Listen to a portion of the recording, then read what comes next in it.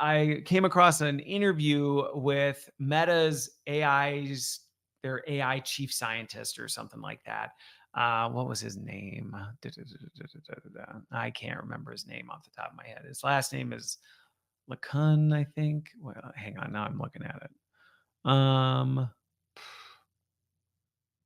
Good grief. Oh, Yann Lecun. So anyway, he's their AI top chief scientist, and he was asked, hey, where are we in terms of AI and its human level reasoning? Because that's the big thing right now. We are so close. It's kind of like the Tesla We Robot event. Like we're on the brink. We're almost to ASI, and these things can think and act and behave like humans. And he was asked directly about it, and he's like, yeah, no, we're not. We are nowhere near human level reasoning. And his prediction is a decade. Okay. Which I personally don't think we're ever going to get there. But for Meta's chief scientist, who's like on the cutting edge of all of this, involved with all this stuff, to go, we ain't even close. We're a decade out, which when you think about a decade right now, in a time when I feel like I say something last week, then I look this week and go, yeah, that's not really where things are at because it's evolved. So if when weeks can feel like decades, a decade is an eternity.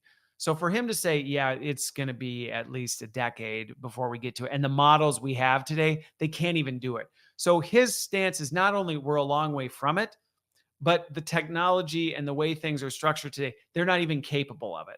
So that's where these promises that like, oh, these LLMs, they're just on the brink, we're about to hit it. He's like, no, we're not. And even the architecture of this technology is fundamentally incapable of even achieving human level reasoning.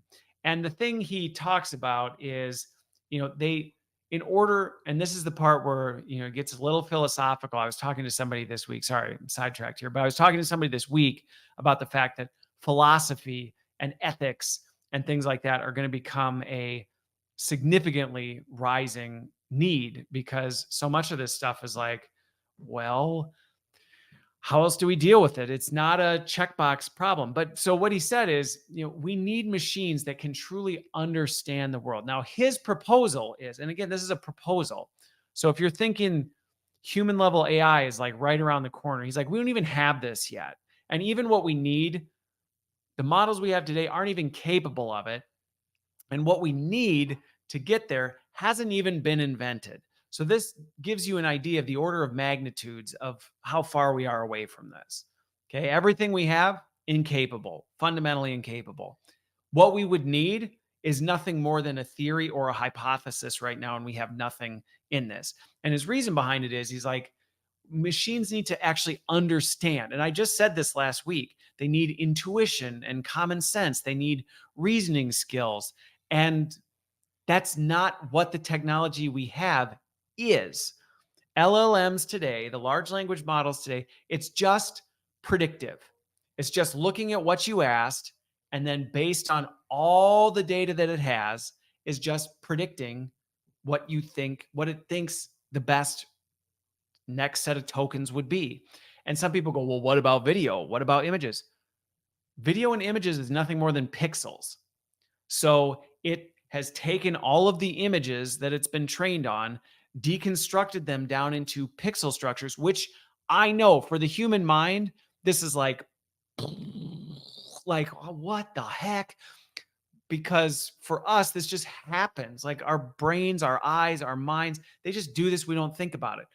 But AI is literally taking every image, breaking it down to the most basic pixel level, every little piece of data, and then it's able to look at all of that. And then when you say create an image of a man smoking a cigarette in a 1980s McDonald's hat it's going, all right, I've seen pixels of McDonald's, I've seen pixels of cigarettes, I've seen pixels of all of this.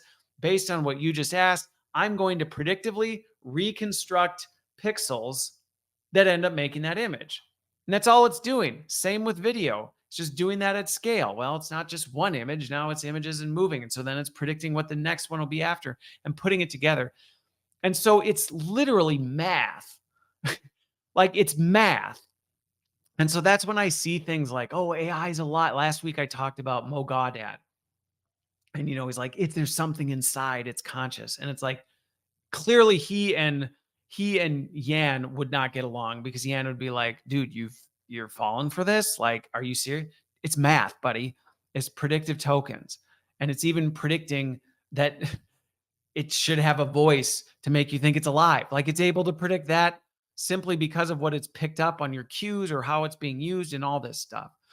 So that's where we're at. And so I hope to share some of that detail because I do talk to people who are a little unnerved. They're maybe a little uncomfortable with where AI is and what it's capable of and what it might do. And hopefully that helps you go, oh, okay, all right. Like it's not on the verge of, it's not seeing me. It's not feeling what I'm talking about. It's not experiencing things, which is yet another reason why don't get a AI counselor. Don't get a, I mean, anyway, I'm not going to get distracted with that. But the point is, it's a predictive math modeling system. So, what's Jan's solution? He's like, well, we need a real world, a world model in which it's not just seeing things in terms of data and tokens, it's actually behaving, it's experiencing the world. It knows what's going on. And again, we're actually like, I'm reading through some of his stuff and listening to this interview and going, you mean it becomes conscious? Like that's the solution. We come up with a model in which the model becomes conscious. And it's like, well, I mean, if that's the solution, it's circular reasoning. Like, so the solution to having AI be more conscious is that it becomes more conscious and then it's, do you see the circular logic with this? Which is where I'm going, this isn't going to happen. This is why we can't create AI that becomes human like, because the solution to the problem is the problems. It just goes back and forth. Well, the way we make AI conscious is we get it conscious so that it thinks consciously and then it can think and reason consciously. And you're like, yeah, but wait, it's like when I talk to people who say the universe just happened. And you're like, right, but what happened? What, well, we don't know. And it's like, well, then how do you recreate it? Well, we don't know. And the same's true with AI. Okay, so you acknowledge, Jan, that we got to go back to at some point, AI has to have this conscious spark. We have to develop a model of consciousness that then is the baseline by which we build the future AI on. And then that way it'll do it. And it's like, so we create AI consciousness so AI can be conscious. That's where I'm struggling when I think about this, is that when I listen to him, and it sounds, if you're not, it's easy to get sucked into this and go, wow, yeah, that does make perfect sense. There's so many big words and it's so stratospheric that you almost can kind of get to a point where you're like, oh, yeah, that's right. If we just design a model that's conscious, then AI would be able to be conscious. And you're like, right. And that's the problem. We can't do that. And everything he said, there was no, as I went through this, it's not like, well, we've tested and we're close or anything. It's truly just a hypothesis. Now, believe me, if something changes, if we come up with a new model, I will happily examine it and eat my words. But I, for one, do not believe in any way, shape, or form we are ever going to get to a point where we create AI that is truly capable of human level behavior. I just don't think we can do it. And I think it goes back to the unique thing we can't explain that I call the imago Dei. There's just something that we are made in the image of our creator that cannot be replicated. It cannot be replicated by human hands. And we can try. And I think we're going to create some stuff already. I mean, he just debunked the current models.